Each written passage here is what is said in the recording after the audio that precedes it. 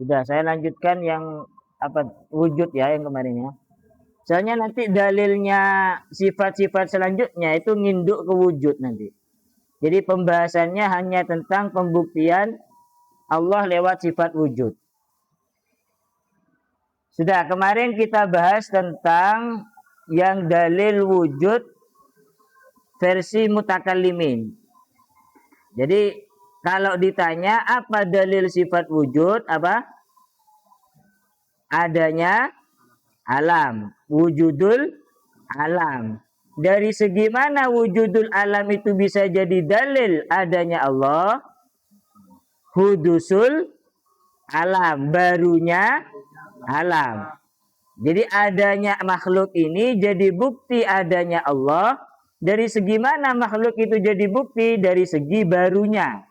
Karena alam itu pasti baru. Apa bukti barunya kemarin? Min a'radin wa ajramin. Karena makhluk ini terbuat dari a'rad dan ajram.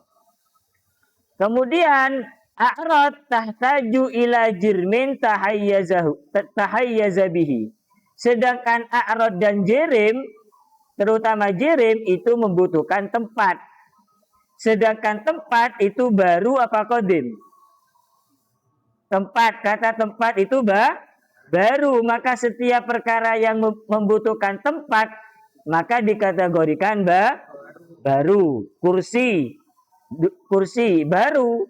Orang yang duduk di kursi, ya sama baru. Karena membutuhkan perkara baru. Makanya maka nukulli hadisin fahadisun. Setiap tempat yang ditempati oleh perkara baru, ya baru. Kemarin baju ya, warna dan baju.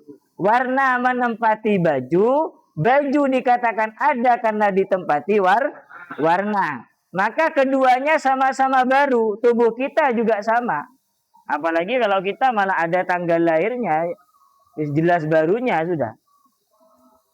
Nah, jadi itu runtutannya. Kemudian kalau sudah tahu dalil bahwasanya alam ini baru dicetuskan kullu hadis fala budda lahu min muhdis. Setiap perkara baru butuh orang yang membaharui. Siapa? Wal muhdisu huwallah. Jadi ini urutannya ya. Apa dalilnya adanya Allah alam? Dari mana segi alam jadi dalil? Dari barunya. Kenapa kok alam bisa dikategorikan baru? Karena dia terdiri dari ajram dan a'rad. Kalau dia terdiri dari ajram dan a'rad, berarti dia butuh tempat. Setiap perkara yang butuh tempat, maka dia dikategorikan baru. Setiap perkara baru butuh orang yang membaharui. Siapa? Wallah. Nah itu untuk yang dalil hudus. Ada dalil imkan. Dalil imkan kemarin. Alam. Apa dalilnya adanya Allah? Alam. Kenapa kok alam jadi dalil adanya Allah? Wujuduhu bainal wujudi wal adam.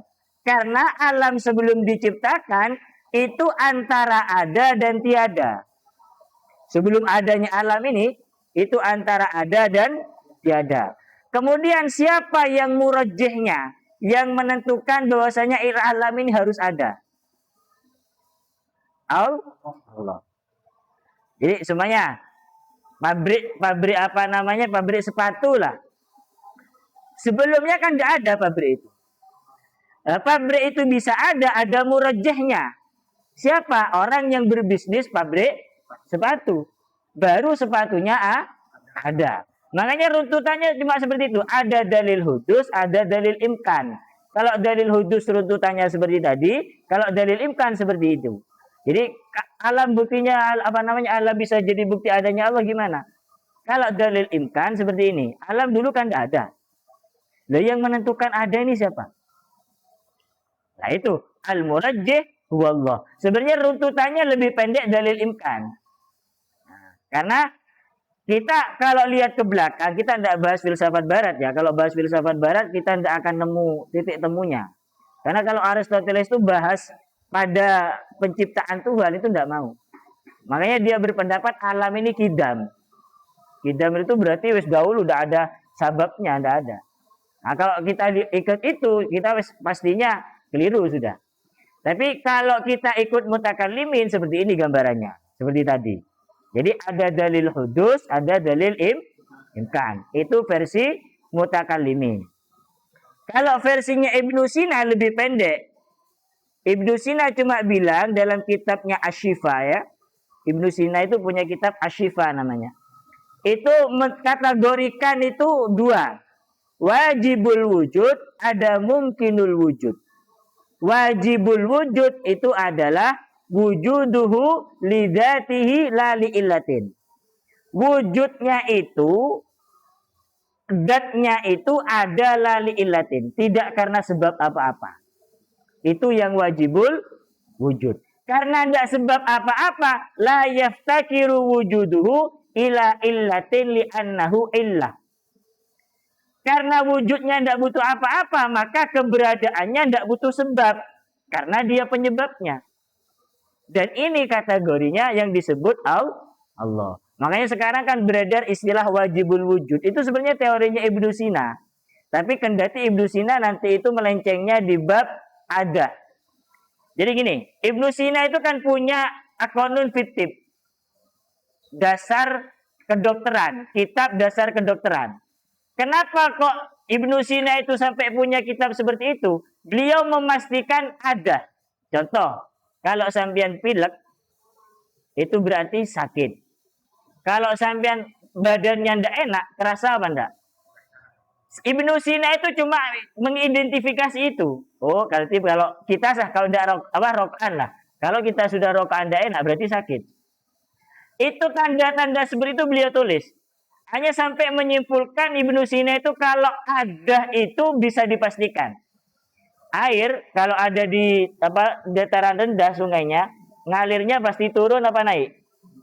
Seperti itu. Ibnu Sina mengatakan tidak mungkin ketika alur sungainya itu turun, airnya bisa naik. Lah ini digugat oleh Ghazali. Loh, kalau seperti itu berarti ada itu pasti. Api pasti membakar, makan pasti mengenyangkan. Lah itu nanti di bab di bab tauhid itu nanti bermasalah. Lah Ibnu Sina dikritik oleh Ghazali di sisi itu, memastikan ada, memastikan kebiasaan. Lah konun fitib itu kenapa kok muncul? Karena observasinya memang dari kebiasaan manusia yang pasti. Kalau orang sudah awal-awalnya agak gerges, itu berarti akan sakit. Ditulis. Nah itu makanya konun aktif itu awalnya dari situ. Keyakinan Ibnu Sina bahwasanya ada kebiasaan itu pasti.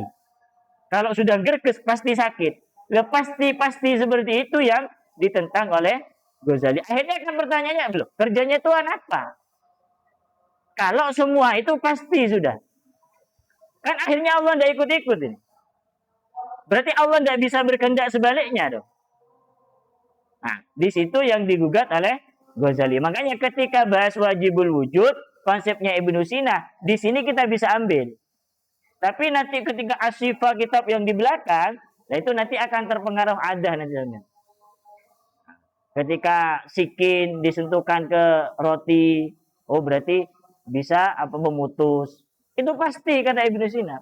Nah kalau kita kan enggak, bukan sikinnya kan seperti itu. Nah sudah, ada yang mungkinul wujud. Lah mungkinul wujud itu kita. Wujuduhu li'illatin. Wujudnya karena ada sebab. Ya, karena ada orang tua kalau proses biologi ya. Kemudian karena ada mani. Mundi orang tua orang tuanya tidak berhubungan kan tidak bisa. Moro-moro lain. Kan tidak bisa. Jadi makanya pasti ada ilah. Lah yang ketiga di tengah-tengah ini adalah yusyahidu li ghairihi wujudan. Nah ini yang jadi cikal bakalnya wahdatul wujud atau wihdatul wujud. La yusyahidu li ghairihi wujudan. Tidak melihat pada selain Allah itu wujud. Berarti intinya yang lain tidak ada. Jadi semua alam ini tidak ada. Yang ada cuma Allah. Akhirnya Majid Allah. Ini Allah.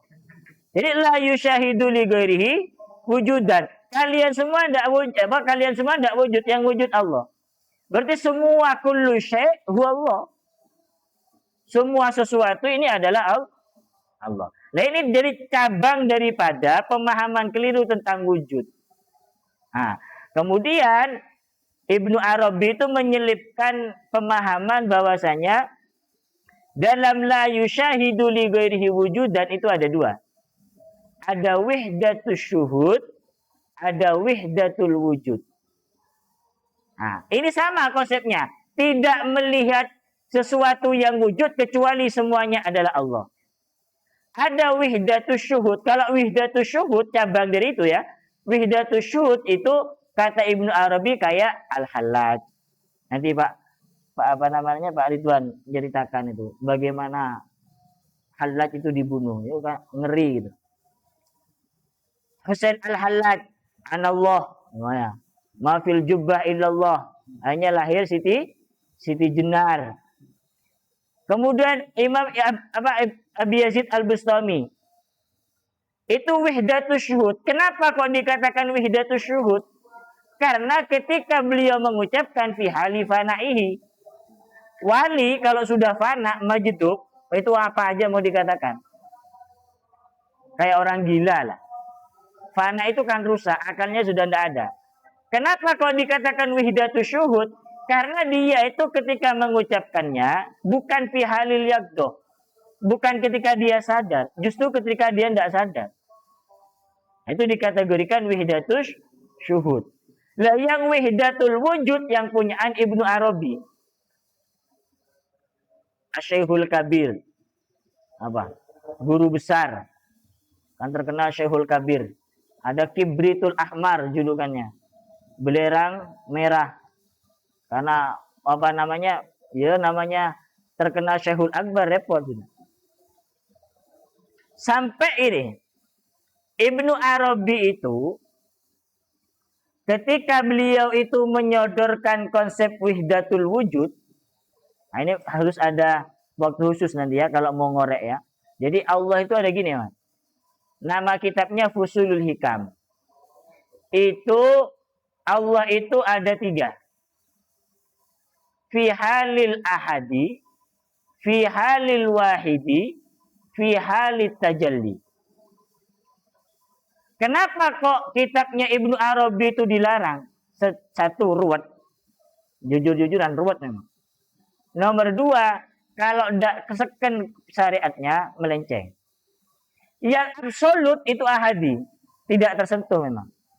Kalau wahidi gambarnya gini, kayak di kaca.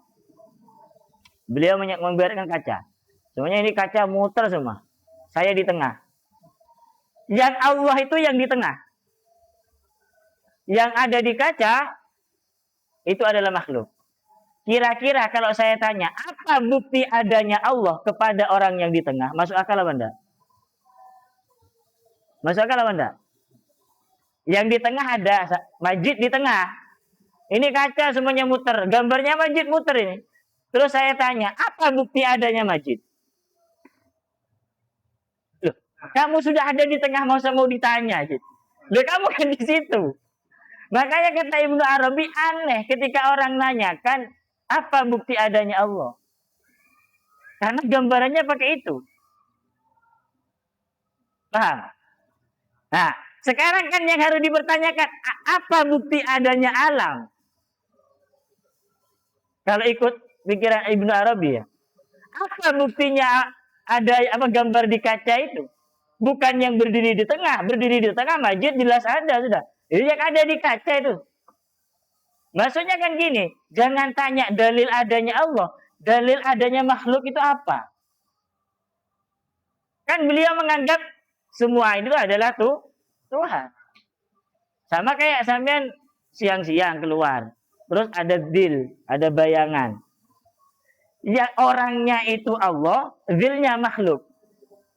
Terus sampean tanya, apa bukti adanya adanya Allah?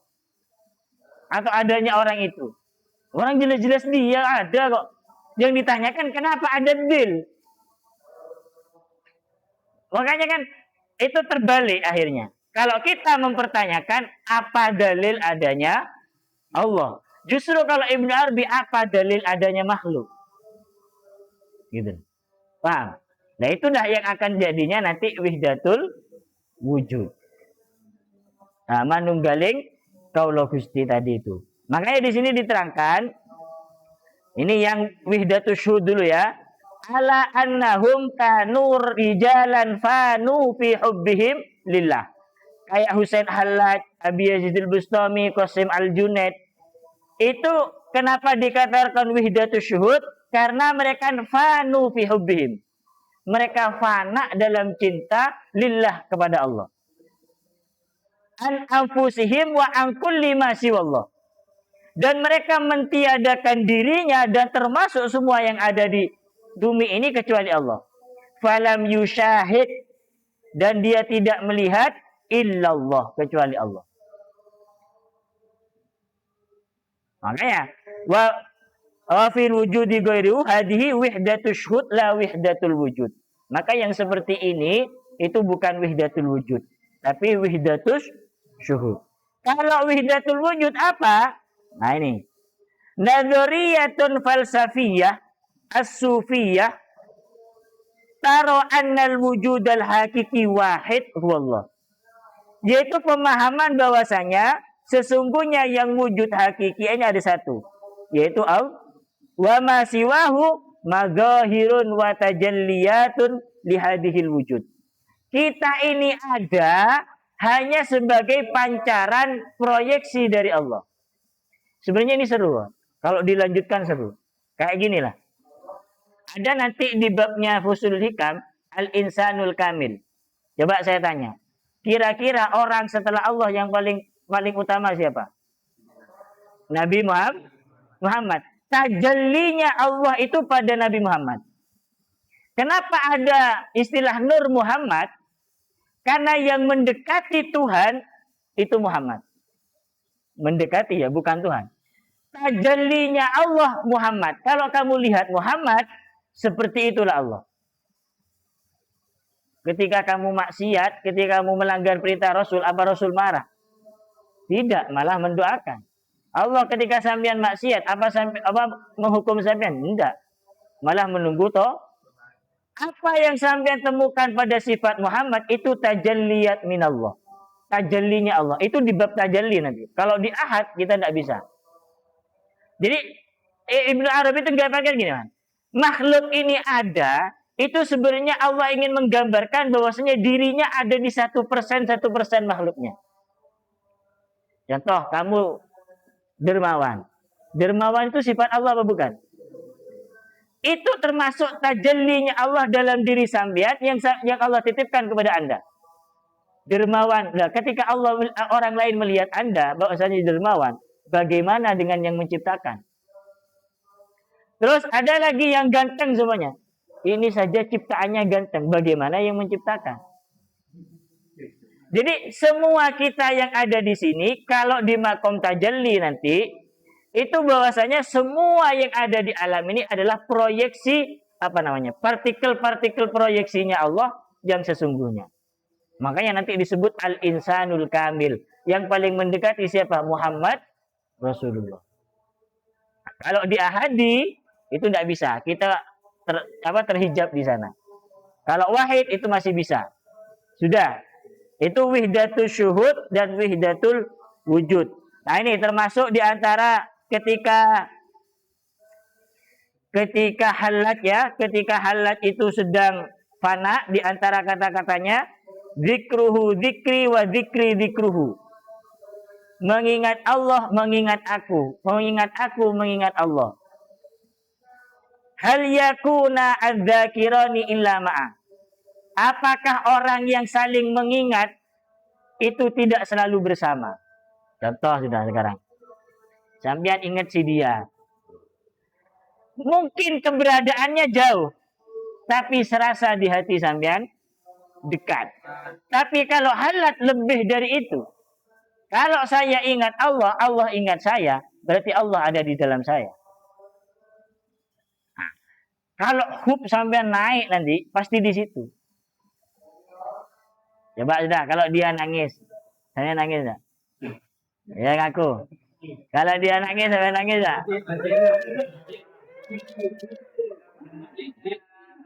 Lah, itu gambaran kecil dari cinta gitu. Dia dia disakiti sampai tidak terima, kan seperti itu. Lah, ketika di level halat di atas itu masih gitu. Seakan-akan kalau saya sakit, Allah saya luka, Allah juga luka. Nah, di situ tingkatan cintanya sudah lebih tinggi lagi. Bukan cuma perhatian, itu level cinta kita masih di situ. Waman romahu bil akli mustarsyidan, kalau kamu itu berkehendak untuk mencari Allah dengan akalmu dan menginginkan untuk bisa mendapatkan petunjuk dari situ, asrahahu fi hiratin, maka kamu akan istirahat dalam keadaan bingung. Talhu, kamu akan lalai. Qasyaba bitalbisi asraruhu yakulu fi hirati hal huwa. Kalau sampean seumpamanya memaksakan ingin mengenali Allah tanpa tahu kuncinya, tanpa tahu apa caranya, maka sampean intinya akan hirah, muter-muter sendiri. Apakah dia Allah, apakah dia Allah, akan seperti itu. Kemudian bilang si Halat, lastu bit tauhidi alhu. Saya bukan lalai terhadap ilmu tauhid, tidak. Ghaira anni anhu ashu. Tetapi aku melupakannya. Kenapa kok aku melupakannya? Melupakan ilmu tauhid maksudnya. Kaifa ashu, kaifa alhu, wa sahihun annanihu. Karena bukan aku melupakan ilmu tauhid, bukan. Bukan aku melelehkan ilmu tauhid, bukan. Karena annanihu. Karena dia itu aku. Dia Allah adalah aku. Jadi tidak usah belajar tauhid lagi sudah. Kalau sampai bilang annani, sesungguhnya aku ini adalah Allah. Nah ini juga. Jadi dulu pernah juga saya bahas. Ana man ahwa wa man ahwa ana. Saya adalah orang yang mencintai dia. Dia adalah orang yang mencintai saya. Nahnu ruhani halalna badana. Kami berdua ini, saya dengan Allah adalah dua roh yang melebur menjadi satu badan. Itu namanya hulul. Jadi seakan-akan saya sama Allah ini ya wis kayak itu tadi sudah. Mafil jubbah illallah anallah, kan seperti itu. Faidah absartahu. Kalau kamu melihat saya berarti melihat Allah. Wa idza absartani. Kalau kamu melihat Allah berarti melihat saya. Depak kawan. Tak depak ya. Ada depak. Saya bicara apa yang kontroversial saja. Ra'aitu rabbi bi ghairi qalbi fakultu man anta qala anta. Saya melihat Tuhanku dengan mata hatiku. Fakultu, kemudian saya tanya di alam itu ya, di alam bawah sadar dia. Man anta? Siapa kamu? Dia menjawab anta. Kamu. Ya. Kebon kita sih kocak dia kena. Wah, apa orang gilir ya.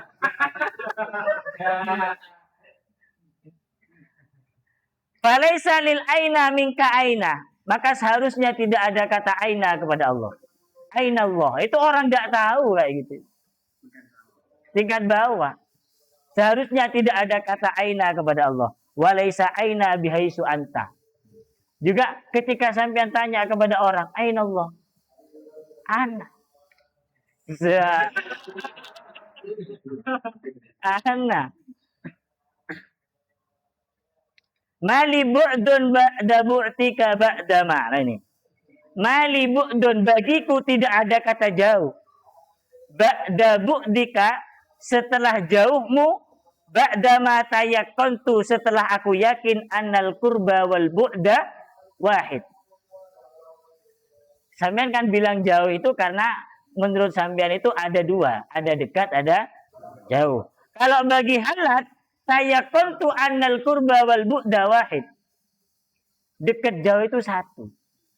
Karena sudah merasa bahwasanya dirinya menyatu dengan Tuhan. Tidak ada kata jauh, dekat sudah. Makanya dia pernah bilang, penyesalan bagiku adalah ketika aku mengatakan Allahumma. Allahumma, ya Allah, seakan kan jauh. Ya, seakan kan jauh. Justru bagi dia keliru. Itu kan ketika kita bilang Allahumma ya Allah, gitu doanya dikeras-kerasin, itu kayaknya Allah tidak dengar gitu. Dan bagi orang yang seperti ini, levelnya cetek mas. Menganggap Allah tidak mendengar, menganggap Allah itu jauh dari dia, padahal dekat. Seandainya bisik-bisik bisa, gak usah keras-keras. Itu bagi mereka, tidak kita ya. Antal ladzi husna kulla aina binahwi apa ini? Binahwi la aina fa aina anta wa fi fana'i fana fana'i wa fi fana'i wajadtu anta. Wah, ini. Ketika saya fana tidak ada ditemukan lagi kecuali kamu, kecuali Allah. Banyak kata-katanya, sampai nanti download sendiri kitabnya, namanya Diwanu Syi'ril Hallaj. Itu sampean cari. Sampean terjemah. Itu banyak kan. Kalau masalah pengen memaknai cinta lebih dalam di sana. Siapa tahu nanti sesi Tijinar jilid 2. Jilid 2. Sudah. Terus Hallaj dibunuh. Nah, cerita bunuhnya Pak Ridwan yang cerita. Monggo Pak.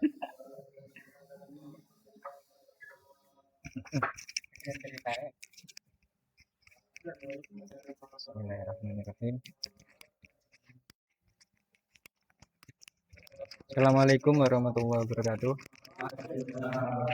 Bismillahirrahmanirrahim. Alhamdulillahirabbil alamin. Allahumma shalli ala sayyidina Muhammadin al-fatihil bil wal khatim lima sabaq. Nasirul haqqi bil haqq wal hadi ila siratikal mustaqim wa ala alihi washabihi haqqa qadrihi wa miqdarihi al-azim. Amma ba'd. Nah, di sini itu di kitab kalau sampean mau mungkin minat beli, saya nggak iklan ya, saya cuma ngasih tahu ini. Namanya kitab itu Tuhfatul Murid. Tuhfatul Murid. Sarah daripada Jauharut Tauhid. Sarah daripada Jauharut Tauhid. Di sini diceritakan pada qauluhu al-wujud. Qauluhu al-wujud. Nadumnya itu bunyinya kayak gini. Wajibun lahul wujud wal qidam kada baqa'un la yushabu bil adam. Pada qauluhu wujud di sini, yang dimaksud wujud di sini adalah ad-dzati. Ya, itu wujud itu secara dzati. Wujudullah ainu dzatihi. Wujudullah ainu dzatihi. Anna wujudahu li dzatihi la li illatin. Wujudnya Allah itu ada tanpa adanya alasan, Annal ghair laisa muassiran fi wujudihi ta'ala. Yang lain selain Allah itu tidak bisa mempengaruhi wujudullah. Nah, ini karena saya bagian cerita, berarti kita fokus ke ceritanya saja ya. Amal wujud ghairu dzati. Lah, ini awal daripada akidahnya yang disebut wahdatul wujud. Amal wujud ghairu dzati ka wujudina fa huwa bi fi'lihi ta'ala. Wujud yang selain dzati, kewujudinya kita ini adanya sampean, wujudnya kita ini menurut versi mereka loh, adanya kita ini bukan wujud secara ada, bukan ada secara hakiki, tapi majazi mereka, secara majazi. Wa ba'dhum la yushahidu li ghairihi wujudan. Mereka tidak tidak meyakini, tidak menyaksikan selain dari Allah itu wujud. Nah, mereka bersaksi selain Allah itu tidak wujud ya. Di sini ada wa hadza yusamma indahum wahdatul wujud. Wa qad gharaqa fihi man gharaqa. Hatta waqa'a min ba'dil auliya ma yuhamu al-ittihad wal hulul. Kaqaulil Hallaj. Nah, ini kita fokus ke Hallaj ya. Hallaj di sini nama aslinya adalah Husain bin Mansur al-Hallaj. Kunyahnya Abu Mugis. Beliau itu adalah filosof, tapi problematik. Filosof maksudnya problematik. Dia itu ada yang mengatakan dia itu wali, ada yang mengatakan dia itu mulhidin, orang yang problematik. Artinya nggak wali. Asluhu min Baydok Faris. Beliau itu kelahiran Baydok Paris, Persia ya, Pak. Persia ya. Wa nasa'a biwasitil Irak. Beliau itu hidupnya di jalan-jalan Irak atau daerah Tustur, daerah Tustur. Wantaqala ilal Basrah. Kemudian dia pindah dari Irak ke Basrah. Wa hajja wa dakhala Baghdad wa ada ila Tustur. Haji kemudian masuk Baghdad, kemudian kembali ke Tustur. Halaj ini adanya di tahun berapa? Adanya di tahun 299 Hijriah. 299 Hijriah. Iya.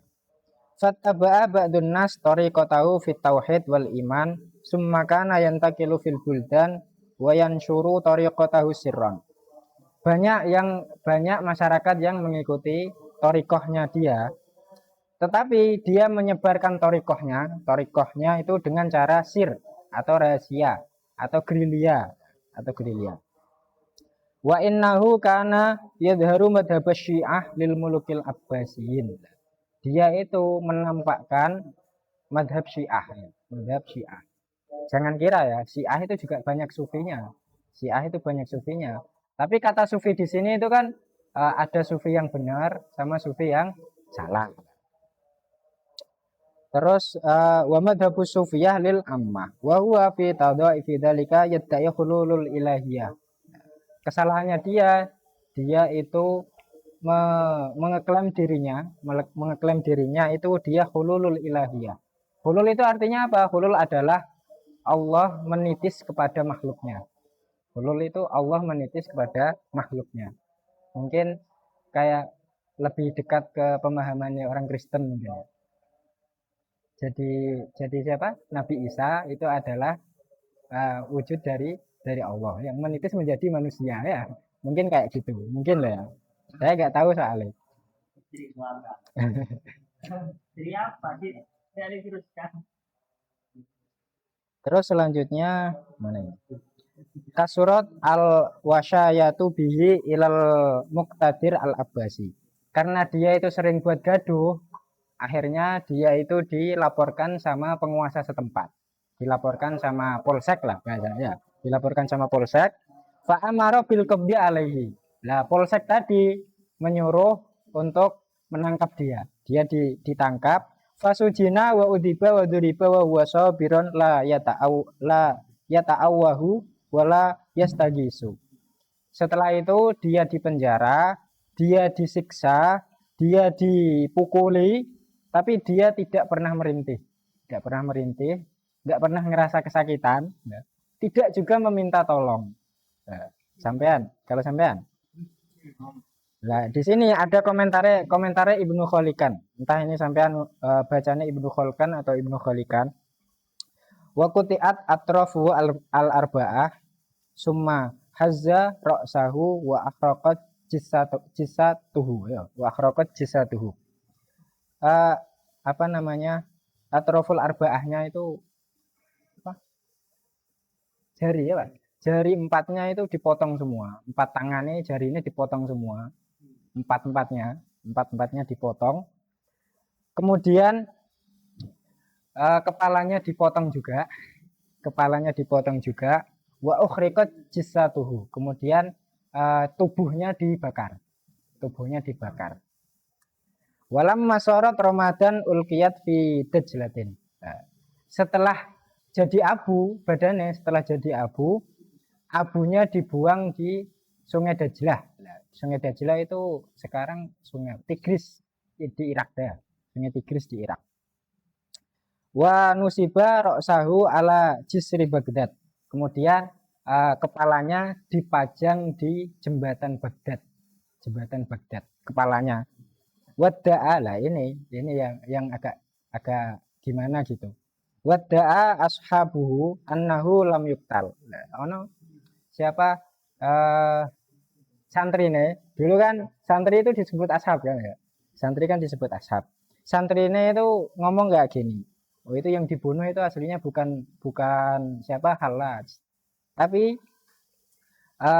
Tapi orang yang diserupakan dengan Halaj. Ini mirip ceritanya siapa Nabi Isa lah ya. Mirip ceritanya Nabi Isa. Terus selanjutnya wa in nama ulkiya shibuhu ala aduwin lahu. Terus qala Ibnu Nadim ini sudah pembahasannya sampai sana tok. Nah, ini sampean aslinya ya. Aslinya bahas tentang kalam, ilmu kalam. Ilmu kalam itu eh, aslinya bukan untuk semua kalangan ya. Bukan untuk semua kalangan. Bukan untuk semua kalangan, tapi yang mampu itu dianjurkan untuk belajar ilmu kalam.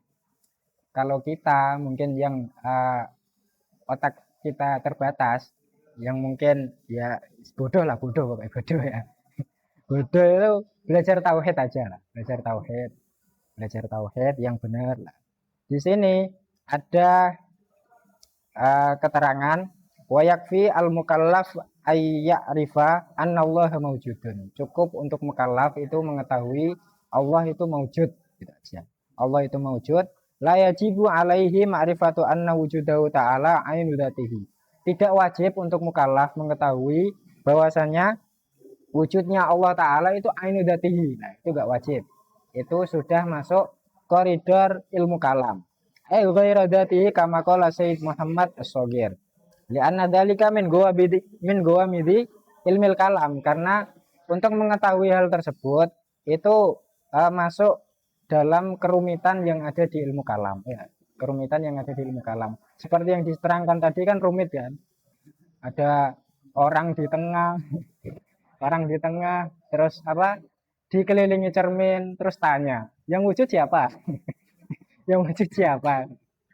Kalau di dalam mantek itu kan ada ilmu itu kan ada ilmu doruri sama ilmu nadori. Ada ilmu yang sulit sama ada ilmu yang mudah. Ilmu doruri itu ilmu yang nggak usah mikir. Semisal tak tanya, siapa Majid? Wujud sebagai bentuk kamu ada itu buktinya apa? Kamu ada itu buktinya apa? Ya karena ada. Nah itu ilmu yang nggak butuh mikir, sudah jelas. Semisal lagi ya, semisal apa? Yang lain apa? Nah, semisal. 1+1 berapa? Coba sampean tanya ke musuhnya sampean, 1+1 berapa? Pasti jawabannya 2. Lah itu ilmu yang nggak butuh mikir. Ilmu yang nggak butuh mikir. Nah kayak gitu. Ada yang ilmu butuh mikir. Tetapi mikir itu juga termasuk ibadah. Ibadah itu terbagi menjadi 2. Yang pertama ibadah badaniyah, yang kedua ibadah akliyah. Nah, ibadah akliyah ini banyak yang nggak mampu, ya. Banyak nggak mampu. Makanya ada imanul mukallid. Imanul mukallid itu selalu diperkhilafkan. Ya gara-gara itu ada orang yang mampu untuk nador atau mampu untuk berpikir tapi nggak mau mikir. Nah, ada orang yang mampu untuk berpikir tapi nggak mau mikir. Hukumnya seperti apa lah? Lah itu imannya masih mukhtalaf, ya, mukhtalaf feh. Ada yang ngomong nggak sah, ada yang ngomong nggak sah, ada yang ngomong nggak sah. Tapi kewajiban manusia hidup itu kan pertama kali harus mengenal Tuhannya, Tapi ada batas-batas tersendiri. Ada yang cukup cuma sebagai awam, ada yang sampai taraf ulama. Seperti tadi yang diterangkan tadi, mukallaf itu cuma harus tahu Allah itu wujud gitu aja. Allah itu wujud, nggak usah tahu ainu dzatihi ya. Nggak usah tahu ainu dzatihi karena itu termasuk min gawamidi ilmil kalam, termasuk kerumitan daripada ilmu kalam. Kalau mau rumit ya nggak apa-apa. Saya siap dirumitkan ya. Yang mau ya. Cukup sampai sini aja ya. Cukup ya. Cukup. Lagi.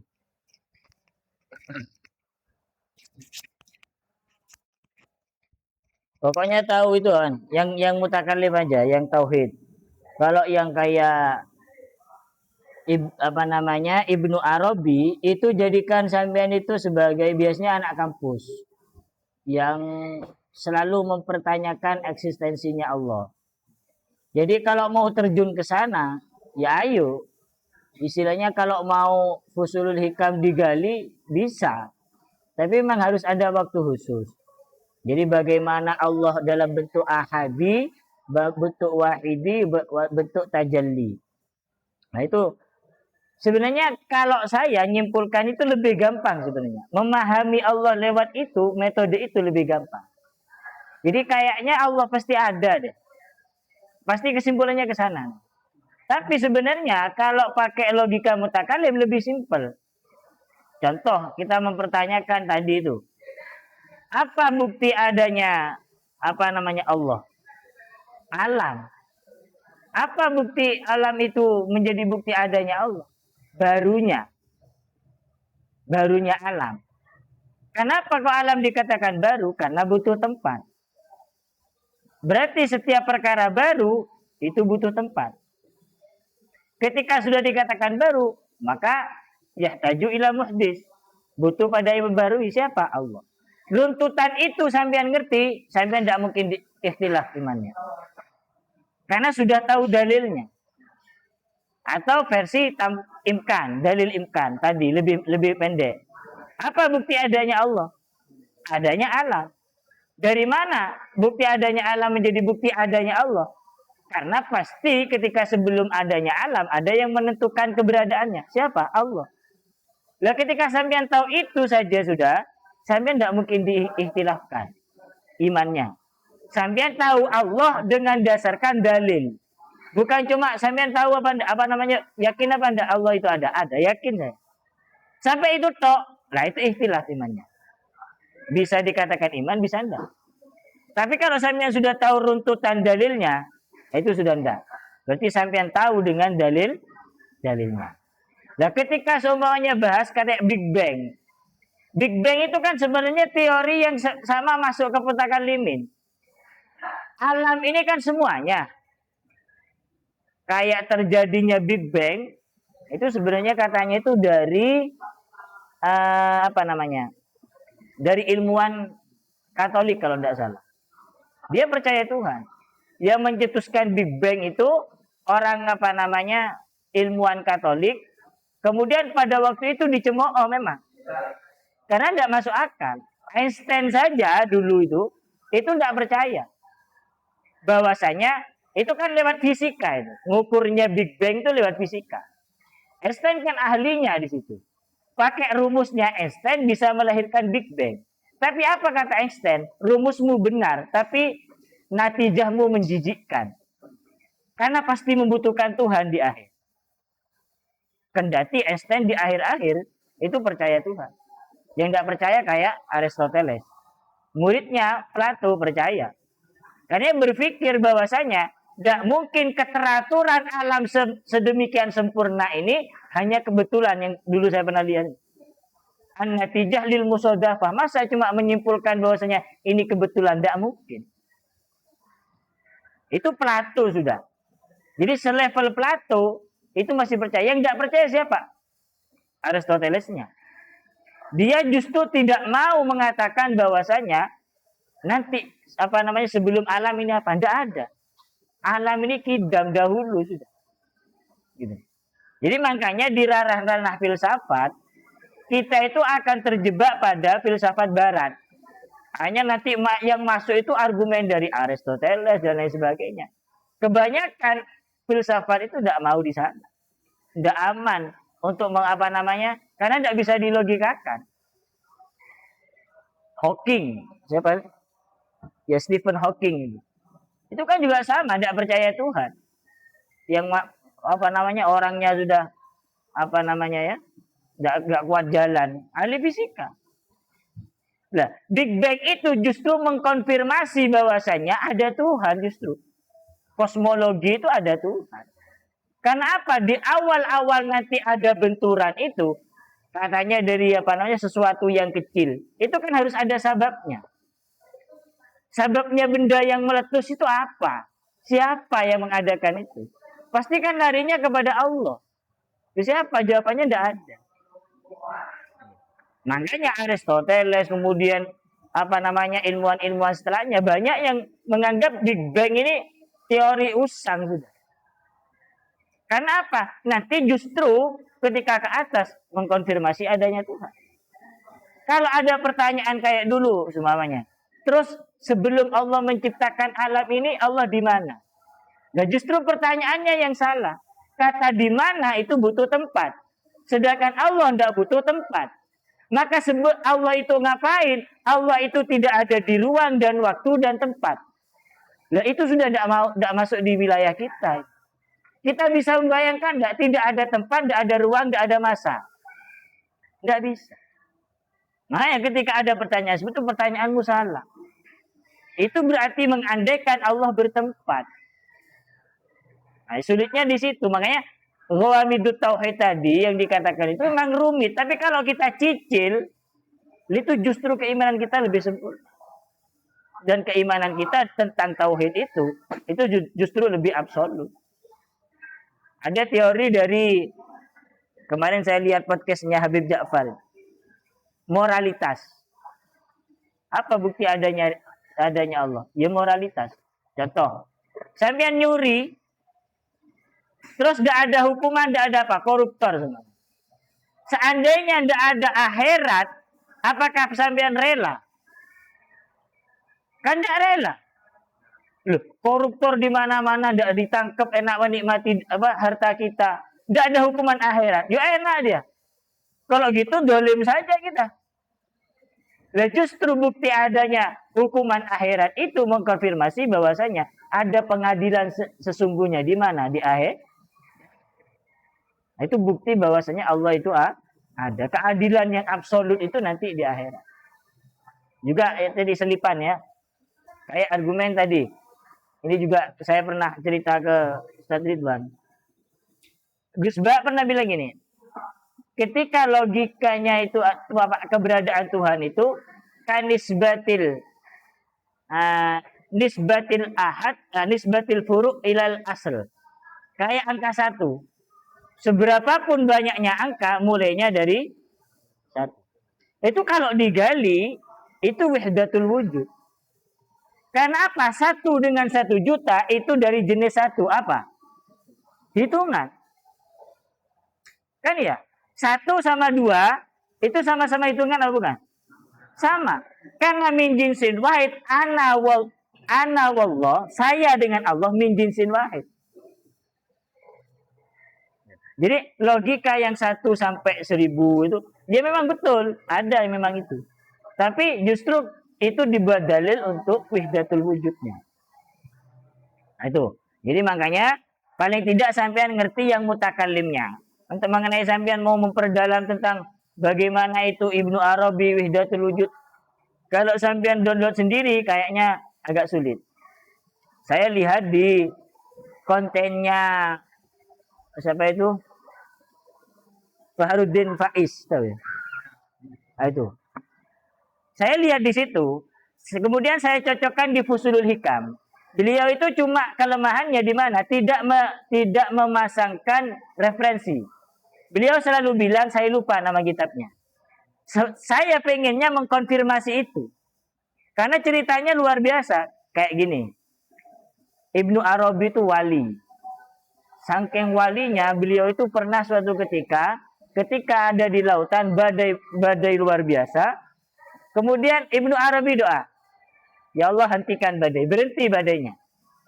Tapi moro-moro ikan keluar. Ikan keluar, moro-moro tanya fikih. Nah, ikannya tanya gimana? Ya apa statusnya? Apa idahnya wanita yang suaminya jadi kera? Ayo coba. Ini masuk akal dari mana ini? Hewan tanya ke Ibnu Arabi masalah fikih. Berapa idahnya wanita yang suaminya jadi kera? Ini referensinya ada ini. Seandainya sebut referensi, saya bisa ngecek. Karena tidak ada referensi, selalu bilang saya lupa nama kitabnya, lah itu agak sulit bagi saya.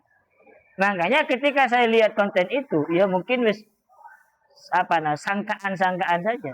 Tapi secara konsep memang ada di Fusulul Hikam. Kayak ahadi, wahidi, tajalli itu ada semua memang di Fusulul Hikam. Tapi lemahnya referensinya tidak disebut. Sampai pernah Ibnu Arabi itu kan matinya ini kayaknya. Matinya Ibnu Arabi ceritanya ini. Tapi saya tidak nemu masih. Ibnu Arabi itu ditanya gini. Di mana Tuhan? Di bawah kaki saya. Di bawah kaki saya. Setelah bilang itu Ibnu Arabi dikeroyok sama orang. Sampai mati. Kalau kesimpulannya wali terus dikeroyok mati kan terlalu cemen. Iya apa enggak? Lo karohmahnya di mana? Kayak halat tadi itu. Justru lebih mengerikan lagi kalau itu betul. Kan iya. Jadi makanya kalau kita lihat di Ibnu Taimiyah mengatakan, ketika dibunuh saja halat kalau betul-betul wali, karomahnya di mana? Apalagi cuma Ibnu Arabi Syekhul Akbar matinya dikeroyok kayak maling, ini apa? Saya tidak mengkonfirmasi cerita itu benar, soalnya beliau tidak memberikan referensi. Kalau berikan referensi, saya akan cek betul apa enggak itu. Ini menurut cerita dia. Makanya saya tidak 100% percaya. Kenapa? Ya karena referensinya selalu mengatakan saya lupa kenapa kitabnya.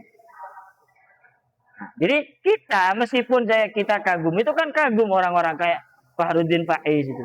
Karena ngajar filsafat di masjid. Lah kita sebagai orang pesantren nggak harus langsung percaya. Kitabnya dulu tunjukkan mana kitabnya. Paling nggak sebutlah bisa kita baca. Iya. Nah itu kan kalau kesenangannya sekarang orang-orang yang dosen itu biasanya menyimpulkan konsep, memasukkan konsepnya sendiri. Sedikit demi sedikit. Nah itu yang peringatan buat kita. Kalau ada referensinya oke. Tapi kalau tidak ada referensi kita sulit. Mengecek kebenarannya itu sulit. Nah itu mungkin dari saya ya. Karena ntar lagi musyawarah. Semoga sedikit memberi manfaat. Al-Fatihah.